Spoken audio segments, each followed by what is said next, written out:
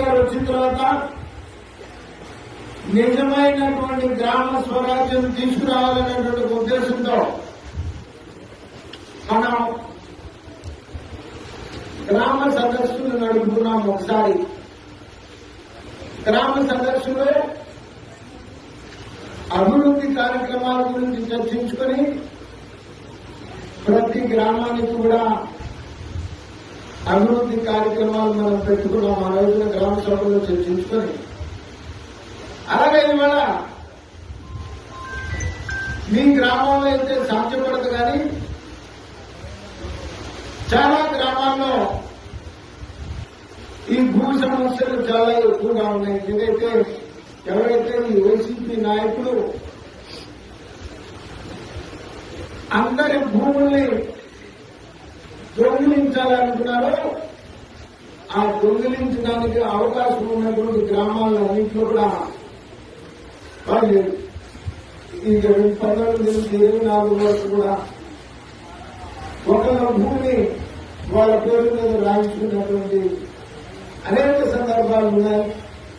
ఈ రెవెన్యూ సమస్యలు ప్రత్యేకించి ఆ సమస్యలను పరిష్కారం చేయడం కోసం ఏదైతే వైసీపీ ప్రభుత్వంలో అన్యాయాలు అక్రమాలు జరిగి చాలా మంది చెప్పుకోలేని స్థితిలో మరి మిగిలిపోయారో వాళ్ళందరికీ కూడా ప్రతి గ్రామానికి అధికారులను పంపించి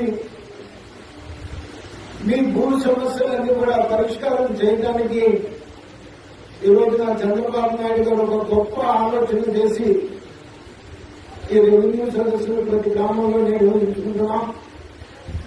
ఈ సందర్భంగా ఆర్టీఓ గారు చెప్పినట్లు భూ వివాదాలు కాకుండా అనేక సమస్యలు వచ్చినాయి. పెన్షన్స్ కానీ వైట్ కార్డ్స్ ఇష్యూ కానీ ఇతర విషయాలు అనేక సమస్యలు వచ్చినాయి. ఈ సమస్యలన్నీ కూడా మరి ఆ డిపార్ట్మెంట్కు పంపించి పరిష్కారం దిశగా ప్రయత్నం చేస్తామని చెప్పి సందర్భంగా అది తెలియజేస్తూ ఈ రెవెన్యూ సదస్సులను నిర్వహిస్తున్నందుకు చంద్రబాబు నాయుడు గారికి ధన్యవాదాలు తెలియజేస్తూ సెలవు తీసుకుంటాము.